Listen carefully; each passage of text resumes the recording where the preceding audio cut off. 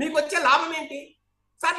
మీరు మీరు నాయకులు పిలిచి చెప్పండి సార్, తప్పులు చేయొద్దు, తప్పులు చేయడం వల్ల మన పార్టీ ఇమేజ్ దెబ్బతింటుంది సార్. నేను అడుగుతున్నా, ఈ రోజే సార్ మీకు ప్రజాస్వామ్యము గాంధీ గారు గుర్తొచ్చారు. 5 సంవత్సరాల పరిపాలనలో మీకు ఎప్పుడు గాంధీ గారు గుర్తురాదా సార్? శంకర్ దాదా ఎంబీబీఎస్ లో చిరంజీవి గారు శంకర్ దాదా గారు యాక్ట్ చేశారా? ఆయన ఒక పక్క రౌడీజం చేస్తూ ఇంకో పక్క గాంధీ గారితో మాట్లాడుతూ ఉంటారు. అలా ఏమన్నా ఇది స్ప్లిట్ పర్సనాలిటీనా సార్? ఏ రకంగా సార్? ఎంత అన్యాయంగా మీరు ప్రవర్తించారు ఈ రోజులు. ఎట్లా సార్ మీకు గాంధీ మాత్రం గుర్తొచ్చారు? What kind of country we are living in, what kind of Hinduism is this, what kind of people are అని రకరకాలుగా మీరు ఇంగ్లీష్ లో దబాయించిన రోజులు ప్రెస్ మీట్ లో చూసాం. మరి ఈ రోజు ఈ రకంగా మీరు గాంధీ మాత్రం గురించి మాట్లాడతారంటే ఏమనుకోవాలి సార్? ఇన్ని దుర్మార్గాలు చేసి సార్ ఈ రోజు కూడా ఒక వ్యక్తి చెప్పాడు, ఒక బాలుడు ఈ రోజు కూడా అక్కడ జరిగిన ర్యాలీలో మీరు అడ్డపడితే ఒక అంబులెన్స్ కి ఒక చిన్న బాలుడు చనిపోయాడు సార్. ప్రతి ప్రోగ్రామ్ లోనూ ప్రతి ర్యాలీలోనూ ఎవడో ఒకటి చనిపోవాల్సిందేనా సార్? శవాలుగా లేకుండా లేదంటే జైలు పోకుండా మీరు ఎప్పుడు అసలు పరామర్శ చేస్తే రారా? ఇది ఏ రకమైన చోద్యం సార్? దయచేసి ఇప్పటికైనా జగన్మోహన్ రెడ్డి గారు ఇప్పటికైనా మేల్కొనాలి. ఇలాగా ప్రజల్లో మీకు మంచి సానుభూతి రాదు, ఇలాగా ప్రజలు మిమ్మల్ని హర్షించరు.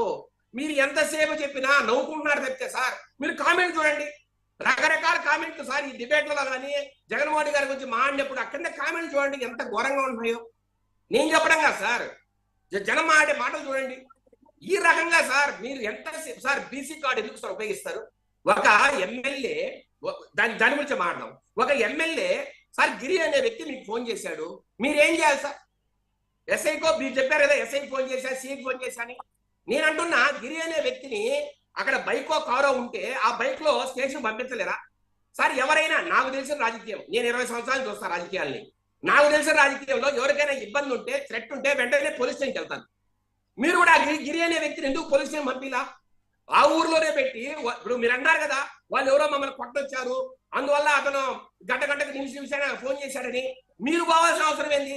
సరే మీరైనా ఒంటరిగా వెళ్ళారా, లేదా 5 మంది 10 మంది తెలిసారా? 100 మంది 200 మందితో కత్తులు కటార్లు గొడ్డలతో పోవడం అంటే దండయాత్రకి వెళ్ళారా సంఘాల మీదకి?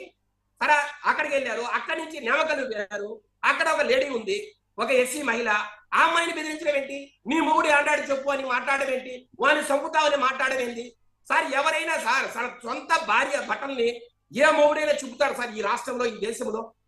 హిందువుగా పుట్టినా లేదంటే భారత జాతిలో పుట్టినా ఎవరైనా సరే.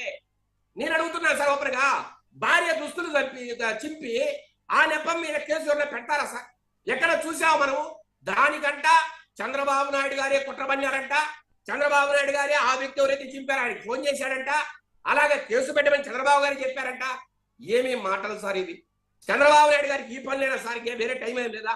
ఆయన పొద్దున్న లేస్తే సార్ అమరావతి ఎంత స్పీడ్ గా జరుగుతుంది, ఇరిగేషన్ ప్రాజెక్ట్స్ ఎంత స్పీడ్ గా అవుతున్నాయి, రకరకాల డెవలప్మెంట్ ప్రాజెక్ట్స్ మనం ఎలా చేయాలి, ఈ రాష్ట్రంలో సూపర్ 6 పథకాలు ఎలా అమలు చేయాలి, దీంట్లో టైం సరిపోక ఆయన కర్మ ఆయన పడుతూ ఉంటే పొద్దున లేస్తే ఈ రోజు మాట్లాడతాడు వెన్నుపోటు పార్టీ అంట.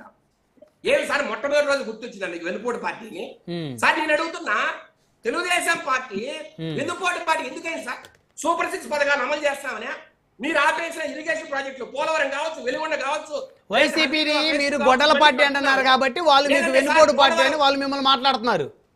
అదే అడుగుతున్నారు సార్, ఎందుకు వెన్నుపోటు పార్టీ అయింది? వాళ్ళ పార్టీ ఎందుకు గొడ్డల పార్టీ అయింది? వాళ్ళ పార్టీ గొడ్డల పార్టీ ఎందుకు అయింది? కంప్లీట్ చేసేది వెన్నుపోటు పార్టీనా? కాదండి, వాళ్ళ పార్టీ గొడ్డల పార్టీ ఎందుకు అయింది? ఈ రాష్ట్రంలో అద్భుతమైన పరిపాలన, ప్రజాస్వామ్యంగా పరిపాలన. మీరు ఎప్పుడైనా ఒక ర్యాలీ చేయించారా సార్? ఎప్పుడన్నా మీ 5 సంవత్సరాల పరిపాలనలో ఎవరైనా రోడ్డు మీద రానిచ్చారా? కార్మిక సంఘాలు కావచ్చు, ఉద్యోగ సంఘాలు కావచ్చు, ఎంత ఇబ్బందులు పడ్డాయి సార్? అసలు టీచర్లు ఒక ర్యాలీ పెట్టారంటే విజయవాడకు పోతే దారుల్లో అటకాయించి అరెస్ట్ చేశారు. ఎవరైనా ఒక ర్యాలీకి రానిచ్చారా విజయవాడకి? కత్తులు సార్, ఆఖరి వాళ్ళకి తుపాకులు పెట్టి బెదిరించారు. ఉద్యోగ సంఘాల నాయకుల్ని ఒక ప్లేస్ తీసుకెళ్లి సజ్జల రామకృష్ణ గారు లాంటి వ్యక్తులు తుపాకులు పెట్టి బెదిరించి వారి దగ్గర వాళ్ళ సమ్మె విరమణ చేయించారు.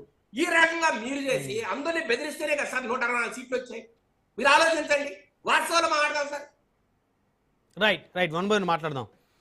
మనతో కొండ రాజీవ్ గాంధీ గారు ఉన్నారు, వైఎస్ఆర్ కాంగ్రెస్ పార్టీ రాష్ట్ర అధికార ప్రతినిధి. రాజీవ్ గాంధీ గారు, good evening. Good evening Ramanaidu గారు, మీకు మీతో పాటు పాల్గొన్న ప్యానలిస్టులకి, రాజ్ న్యూస్ ఛానల్ వీక్షకులందరూ కూడా నా హృదయపూర్వక నమస్కారాలు. ఎమ్మెల్యే విరూపాక్షి గారిని అక్రమంగా అరెస్ట్ చేశారని, ఇబ్బంది పెట్టారని. సో జగన్మోహన్ రెడ్డి గారు అక్కడికి వెళ్ళటమే కాకుండా ప్రభుత్వం మీద, చంద్రబాబు నాయుడు గారి మీద తీవ్రమైనటువంటి విమర్శలు, మాటలు దాడి చేశారు. అది ఎంతలా అంటే గాంధీ పుట్టిన దేశంలో ఈరోజు ప్రజాస్వామ్యం కూని అయిందని, ప్రజాస్వామ్యవాదులంతా ఆలోచన చేయాలని, రెడ్ బుక్ రాజ్యాంగం కూటమి పాలనలో కుట్ర రాజకీయాలు చూస్తున్నామని, దొంగలు బందిపోట్ల తరహాలో పోలీసులు ఎమ్మెల్యే ఇంటిపైకి వెళ్ళారని. అంటే పోలీస్ అధికారులని దొంగలతోటి, బందిపోట్లతోటి పోల్చడం ఎంతవరకు కరెక్ట్?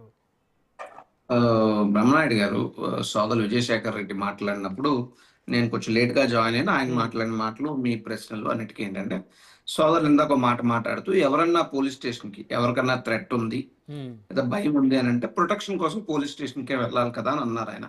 ఎస్, బాబాసాహెబ్ అంబేద్కర్ గారు రచించినటువంటి రాజ్యాంగంలోనైతే రక్షణ కోసం ఏ పౌరుడైనా ఏ బాధితుడైనా పోలీస్ స్టేషన్ కే వెళ్ళాలి. కానీ ఆంధ్రప్రదేశ్ రాష్ట్రంలో పోలీస్ స్టేషన్లు లాకప్ డెత్లకు కేంద్రాలుగా తయారైంది. సాయి కృష్ణ ఉదంతం గాని, క్రాంతి కుమార్ గాని ఇలా చెప్పుకుంటూ పోతే కోకొలలో పోలీసులే హంతకులై మారుతా ఉన్నారు. కొంతమంది పోలీసులు, ఎంటైర్ పోలీస్ వ్యవస్థ నేను ఆపాదించట్లేదు కానీ కొంతమంది పోలీసులు. ఉదాహరణగా నాగరాజు వ్యవహారం నిన్న కోర్టుకు సంబంధించి వీడియో కాన్ఫరెన్స్ అయితే నాగరాజు ఏం చెప్పాడు, ఆయన చెప్పిన విషయం అందరికీ తెలుసు. కానీ అతను ఏం చెప్పాడు, నన్ను ఈ కేసులో ఇంకా విరికించాలని చూస్తున్నారు, నన్ను బలవంతంగా ఒప్పుకోమని అడుగుతున్నారు,